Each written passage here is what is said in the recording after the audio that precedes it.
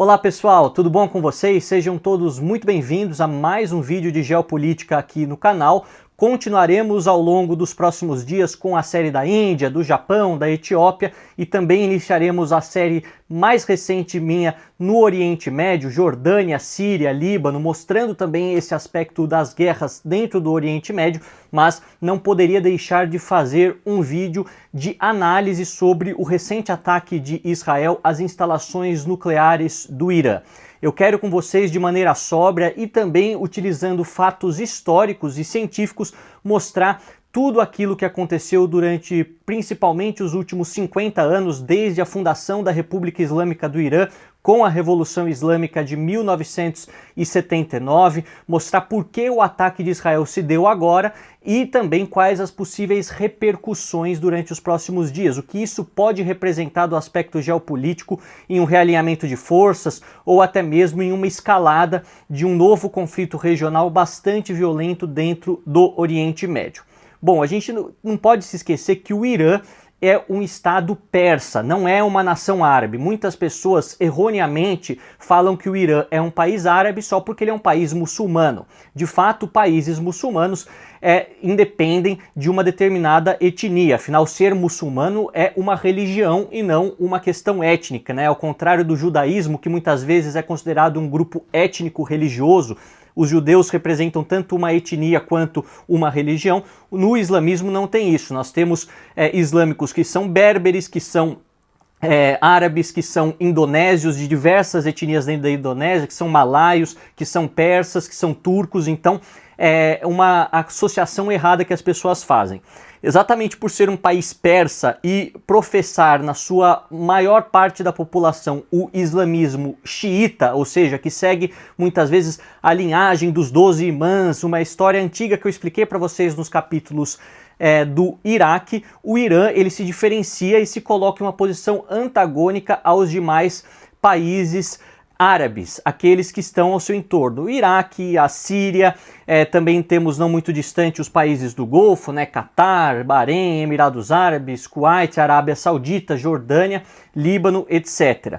E por isso que há já divergências muito antigas entre os iranianos e os seus vizinhos, por mais que sejam muçulmanos. Os árabes são, em sua maioria, muçulmanos sunitas, seguem uma linhagem doutrinária, enquanto os iranianos são xiitas. Bom, dito isso, é importante dizer que no passado, durante o governo de Shah Reza Pahlavi, a última monarquia que o Irã teve até 1979, as relações entre Irã e Israel eram boas. Inclusive, o Irã, em 1948, foi um dos primeiros países daquela região a reconhecer o Estado de Israel como um Estado soberano. Algo que mudou bastante com a fundação da República Islâmica, com os ayatolás, Ayatollah Khomeini, né, Khomeini eles chamam no Irã, e depois o seu sucessor, o líder supremo iraniano atualmente, o ditador Ali Khamenei, o segundo ayatollah iraniano.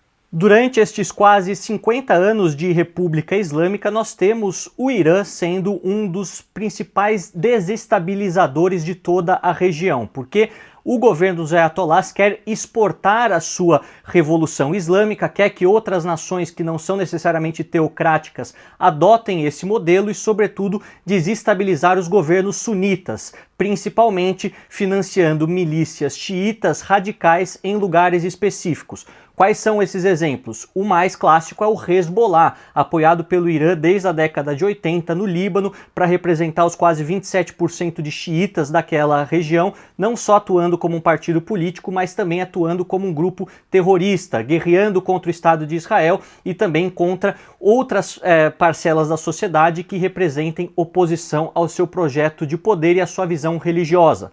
Também temos os Houthis no Iêmen, que controlam atualmente a capital Sanaa, também causando grandes tensões na marinha mercante, que quer passar lá pelo Estreito de Bab el-Mandeb, seguindo pelo Mar Vermelho até chegar no Canal de Suez. também atacando Israel, atacando países na região, até mesmo a Arábia Saudita, que está envolvida nesta guerra por procuração.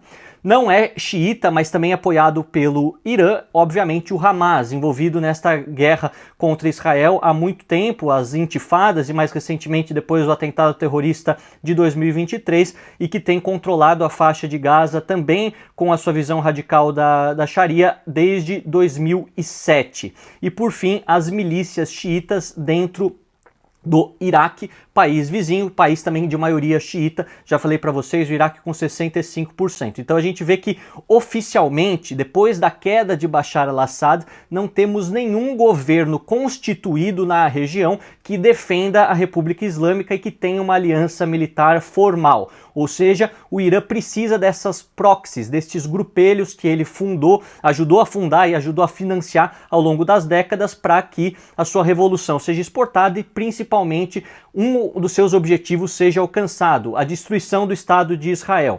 Há muito tempo, um dos slogans ditos pela ditadura iraniana, inclusive nas orações de sexta-feira, é morte a Israel, morte aos judeus, ou maldição aos judeus, algo que eles repetem e os outros grupos também repetem. Então a gente vê que muitas vezes, quando algumas nações árabes, depois de certo tempo, depois das guerras, buscaram fazer paz com Israel, isso sempre enfraquecia ainda mais a posição iraniana. Isso aconteceu quando o Egito resolveu fazer paz com Israel, a Jordânia, mais recentemente o Bahrein, Emirados Árabes, o Marrocos, entre outras nações do mundo islâmico.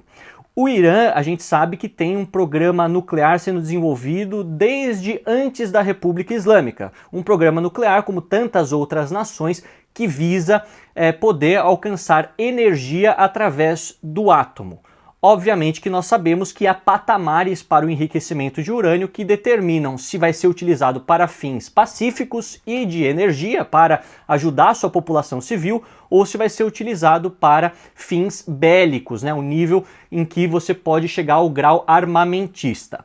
Antes de falar sobre em que patamar está o Irã, eu vou explicar para vocês algo que é muito importante a gente entender, até no contexto daquilo que a gente lê nos noticiários geopolíticos. O que significa enriquecer urânio? Muitas pessoas falam, está acontecendo enriquecimento de urânio aqui ou lá, a Agência Internacional de Energia Atômica fez essa vistoria, atestou tal coisa. Bom, do aspecto físico, a gente sabe que o urânio, que existe na natureza, ele tem o seu isótopo mais encontrado, o isótopo 238. Voltando lá para as aulas de química, essa é a forma mais encontrada na natureza do urânio.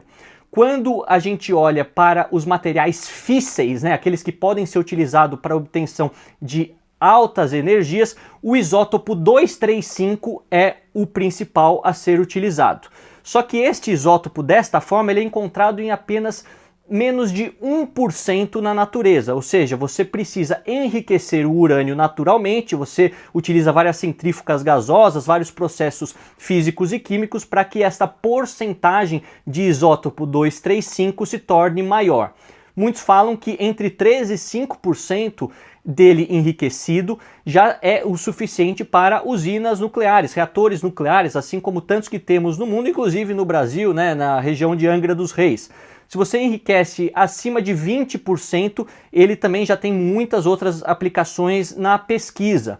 E acima de 90% de enriquecimento significa que pode ser utilizado como combustível de armas nucleares, de armas atômicas, exemplo daqui temos desde o final da década de 40, utilizadas no Japão e depois desenvolvidas pela União Soviética, pela França, pelo Paquistão, pela Índia, pela China e também por Israel, por mais que os israelenses nem confirmem nem neguem a posse de armas nucleares. O que a gente observa? Que a Agência Internacional de Energia Atômica disse que o Irã já tem um nível de enriquecimento acima de 60%, ou seja, se a gente olhar, está mais perto de 90% do que no grau de utilização civil do enriquecimento de urânio, que é para a obtenção de energia. Isso preocupa muitos países da região e também todo o mundo. Afinal, nós sabemos que muitas nações buscaram as suas armas nucleares, no caso dos Estados Unidos, para de fato utilizar na Segunda Guerra, o que é considerado um grande crime de guerra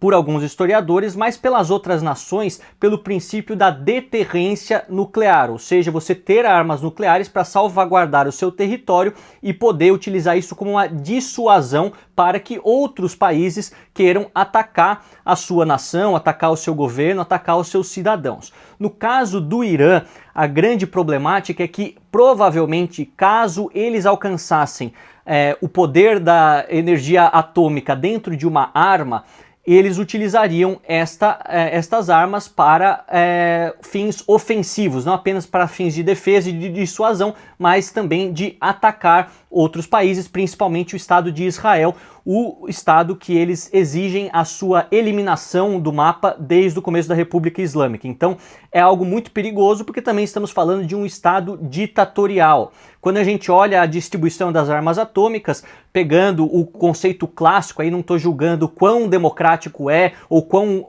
boa é a democracia nesses países, mas temos na mão de democracias como Estados Unidos, França, Reino Unido e Índia, armas nucleares, e Israel também, uma democracia eleitoral única no Oriente Médio.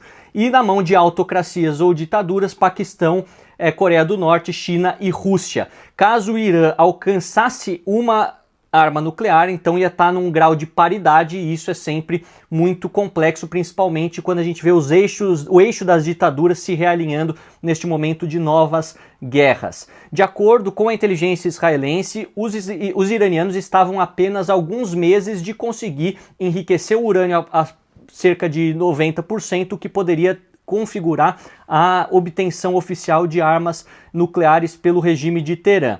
Algo que não foi confirmado por outras fontes, mas nós sabemos que é um dos objetivos do Irã há muito tempo. Inclusive, eu já estive no Irã em 2019, não tinha o canal naquela época, lamento não ter gravado vídeos como gravo nos outros países por lá, pretendo voltar, um povo extremamente amável, uma cultura muito rica, né? A cultura antes da República Islâmica, eu digo, né?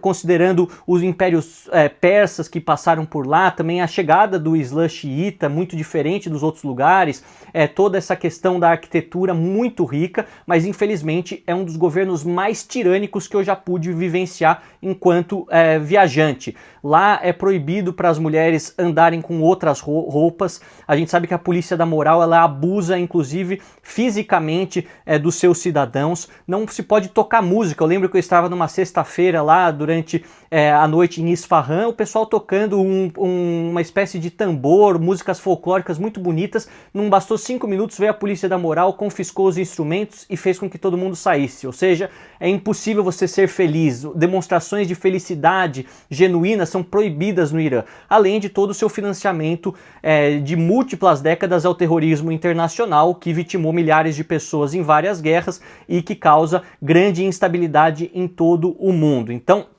quando a gente vê no argumento de Israel, há sim uma grande periculosidade por parte de toda a comunidade internacional caso o Irã alcançasse armas nucleares, o que ia ser não apenas um perigo para toda a região, mas para os seus próprios cidadãos. Afinal, quando a gente olha, quando há um Estado ditatorial, quando há uma autocracia, qual é a chance mais fácil do regime cair?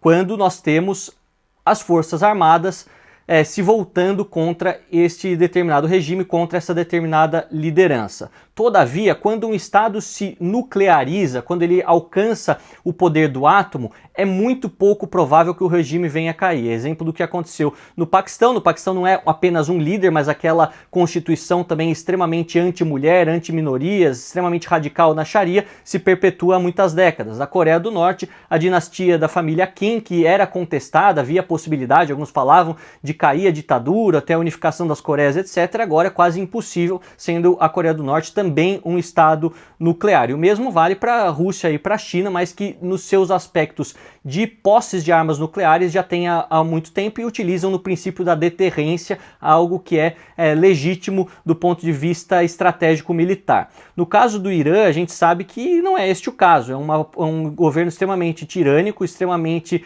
complexo nas suas relações internacionais e também um Estado pária, isolado dentro e fora do Oriente Médio, dentro e fora daquela região asiática onde ele está localizado. Vale a gente dizer que este ataque realizado por Israel, ele se concentrou em áreas onde há instalações nucleares, sobretudo de Natanz, que fica a cerca aí de 200, 300 quilômetros de Teherã, na parte central do país, mas muitas dessas instalações são subterrâneas, então é provável que, por mais que tenha causado certa destruição, não tenha completamente inviabilizado o programa nuclear do Irã. A mesma coisa em Shiraz e outra coisa também em Tabriz, regiões que têm instalações nucleares. Não foi apenas uma operação para tentar diminuir a possibilidade dos iranianos alcançarem uma arma nuclear, mas também para mandar um recado. Afinal, várias lideranças militares do Irã foram assassinadas durante esta última madrugada.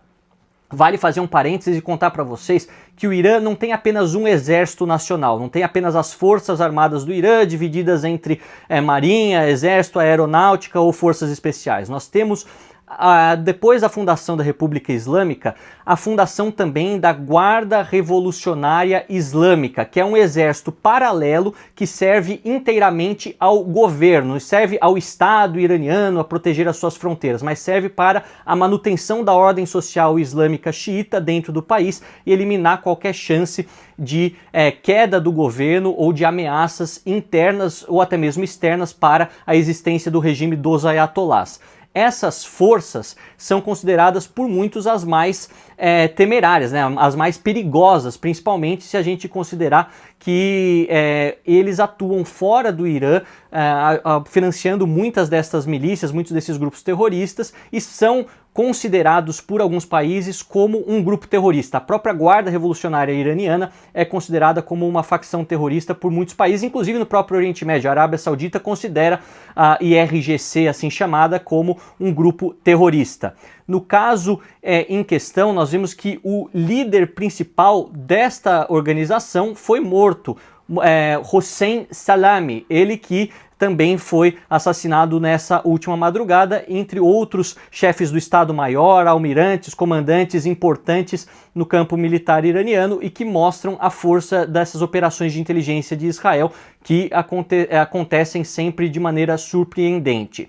Do lado iraniano, agora olhando os argumentos deles, que também tenho que apresentar para vocês, eles dizem que é um ataque direto à sua soberania, que é uma guerra não provocada e que irão retalhar proporcionalmente. Afinal, eles dizem que as suas instalações militares e várias pessoas de importante destaque na sociedade, de altas patentes, foram mortas por um Estado terceiro e agora irão retalhar de forma veemente. Também culpam os Estados Unidos pelo apoio dado a Israel, mas até agora o secretário de Estado Marco Rubio nega qualquer participação ou aval norte-americano para esta operação. O presidente Donald Trump elogiou a operação dos israelenses, mas não confirmou participação direta e por fontes independentes, não temos a confirmação de fato que os Estados Unidos participou ou não nesta ação da última madrugada. O ponto é que provavelmente é um trabalho sujo realizado por Israel que foi pedido há muito tempo pelos Estados Unidos. E não só pedido pelos Estados Unidos, que têm interesse em desestabilizar o Irã e talvez uma mudança de regime, mas também muito comemorado no mundo árabe. A gente não pode esquecer aquilo que eu falei no começo desse vídeo. Arábia Saudita, Jordânia, Egito, Emirados Árabes são países que não gostam do Irã e veem no Irã uma ameaça à estabilidade da região. Então você eliminar a possibilidade deles alcançarem armas nucleares ou até mesmo enfraquecer toda a estrutura de Estado é algo que interessa diretamente aos países árabes, que não vão admitir isso de forma explícita, não vão elogiar Israel, vão condenar qualquer tipo de escalada da violência, pedir para que todos venham à mesa e negociem diplomaticamente, mas sabemos que também no aspecto do antagonismo que representam ao Irã, comemoram o enfraquecimento da República Islâmica do Irã através dos moldes que temos desde 1979. É algo interessante de mencionar tudo que acontece dentro do Irã. Afinal, eu tenho muitas fontes espalhadas por lá, a internet foi cortada por algumas horas, o regime iraniano sempre utiliza os bloqueios à internet e às redes sociais como uma maneira de manutenção do seu poder, proibindo acesso às redes sociais, a sites estrangeiros de notícias e também dificultando bastante a comunicação, a não ser que utilizem os VPNs ou em áreas específicas do país. Isso aconteceu novamente durante durante a manhã desta sexta-feira e vemos que os iranianos se preparam para uma resposta que muitos não sabem quando acontecerá ou que forma ela tomará. Afinal, o ataque de Israel, por mais que fosse esperado, sempre nessa conjecturar vai acontecer um dia tal, ele foi inesperado nesta ocasião, e faz com que os iranianos ficassem com uma liderança meio acéfala, né? Morrendo vários almirantes, vários generais, vários comandantes, e não sabendo qual resposta dar de forma imediata. Obviamente que haverá uma resposta, o Irã tem uma capacidade militar também muito grande, que rivaliza com Israel dentro do Oriente Médio, mas com certeza não será tão fácil ou tão claro, porque eles foram duramente atingidos. Eles dizem que as instalações militares continuam lá de forma tranquila, mas não é fácil de se dizer o que de fato aconteceu. Afinal, os iranianos mantêm muito disso em segredo. A Agência Internacional de Energia Atômica faz algumas vistorias, mas não consegue ter acesso a todos os cantos. Exatamente isso que os Estados Unidos querem mudar através de um novo acordo nuclear negociado entre o Donald Trump e a administração iraniana em troca da diminuição das sanções e a reinserção do Irã no mercado internacional. Nós vemos que, apesar de não ser confirmada esta destruição completa, o fato é que o ataque que aconteceu recentemente, ele vai sim retroceder o processo de obtenção de armas nucleares por parte do Irã. Ele vai retardar esse processo. Vamos dizer que eles estivessem com vários cientistas, vários equipamentos próximos a 70%, 80% de enriquecimento de urânio. Se parte disso é destruído e se parte dos cientistas principais é morta, assim como aconteceu, 6 cientistas pelo menos do programa nuclear foram mortos, isso retarda o processo e faz com que tudo seja começado do zero ou começado com uns passos atrás. Então isso ganha tempo para Israel, que já avisou que vai continuar atacando o Irã durante os próximos dias de forma bastante severa, algo que causa grande preocupação em todo o mundo por conta da importância estratégica dessa região. O Irã, por mais que esteja fortemente sancionado, é um dos grandes produtores e exportadores de petróleo, sobretudo para a China, ou seja, se há algum problema neste processo de exportação para a China, que é a grande indústria do mundo, isso afeta todas as cadeias de produção global e faz com que as pessoas no resto do mundo também sejam diretamente afetadas. O Irã também fica lá na região que controla o Estreito de Hormuz, né, entre o Golfo Pérsico, o Golfo Arábico e o seu próprio país, por onde passa cerca de 20% de todo o petróleo mundial. Então, se há algum problema nessas rotas, isso afeta o preço do petróleo, assim como já tem sido afetado entre 8% e 12% durante as últimas horas, e causa enorme preocupação para os impactos humanitários que isso pode representar. Afinal, estamos falando de dois países que têm um poder de fogo muito grande, mas que sempre escolhem dar demonstrações de força através de operações pontuais e tecnológicas na guerra entre si. Nós sabemos que o que Israel faz na faixa de Gaza é um grande desastre, um grande massacre, que eu condeno a forma como tem sido executada desde o começo, mas entre as hostilidades de Irã e Israel é sempre mais pontual. São drones, são operações de inteligência, no caso a Mossad, muito ativa no Irã durante as últimas horas, e por isso mesmo que não sabemos se será uma resposta violenta, com mísseis balísticos que causem destruição em Israel ou que causem destruição no Irã, ou se serão apenas medidas pontuais para retroceder no tempo a possibilidade dos iranianos desenvolverem um programa nuclear. Para concluir, é bom dizer que o grande objetivo, seja dos Estados Unidos, seja dos países árabes e seja principalmente de Israel, é que haja uma mudança política em Teherã, que haja o fim da República Islâmica e que surja uma república secular, um país que seja menos hostil aos outros países naquela região e principalmente ao Ocidente, ao Estado de Israel. Eu acho que uma nova revolução iraniana talvez seja possível durante a minha vida, mas não acho que seja possível agora. Por mais que o governo seja extremamente impopular, tome medidas econômicas desastrosas e seja um governo tirânico para sua própria população, abusando das mulheres, das minorias, proibindo até mesmo passear com um cachorro na rua, essa é uma notícia que saiu durante essa última semana, tudo isso que irrita muito a população, frustra e causa um sentimento de revolta, não conseguiria acontecer da noite para o dia por conta do governo dos ayatollahs ter o seu próprio exército, como eu falei, a Guarda Revolucionária atuando exatamente para reprimir tudo isso e dando altos salários e grandes vantagens a esses generais para que eles não se voltem contra o próprio governo dos ayatollahs. Eu acho que um processo de enfraquecimento da República Islâmica ele é evidente e vai acontecendo aos poucos, mas uma mudança brusca, uma queda do regime dos ayatollahs, uma nova revolução iraniana ainda é muito cedo e muito precoce para a gente falar qualquer coisa a respeito disso. Outro fator que eu acho que é bom trazer nessa conclusão é o porquê Israel escolheu este momento de agora.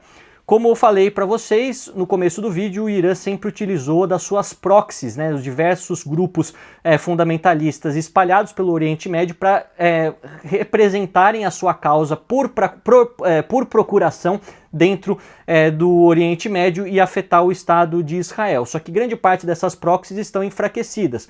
O Hezbollah teve as suas lideranças mortas por Israel durante os últimos anos, principalmente Hassan Nasrallah, perdeu grande parte de todos os seus artefatos bélicos, os seus artefatos militares e ficou muito enfraquecido na sua posição até mesmo dentro do Líbano e o prestígio que tinha na sociedade libanesa. Eu que acabei de voltar do Líbano faz menos de 5 dias, pude ver isso falando com as pessoas.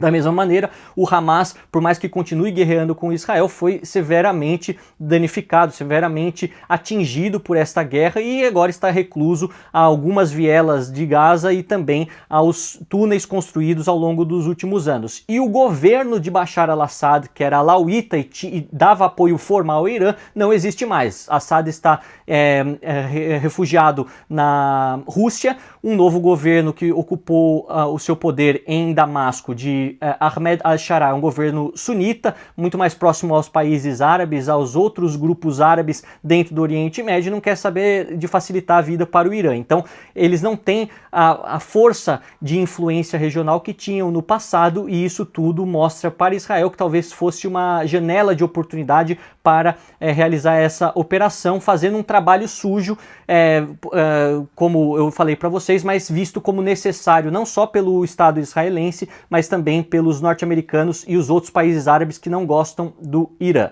Do ponto de vista político dentro de Israel, é uma estratégia também de Netanyahu, que tem várias acusações de corrupção, tem várias acusações de crimes de guerra para se perpetuar no poder. Ele sabe que dando demonstrações de força e rivalizando com forças externas, ele consegue maior apoio dentro do parlamento, do Knesset israelense e também perante a sociedade de Israel, onde ele já está muito desprestigiado desde o atentado de 7 de outubro, desde a guerra que trava contra os palestinos em Gaza por diversos fatores que talvez explique melhor em um outro vídeo direcionado a só esse tema.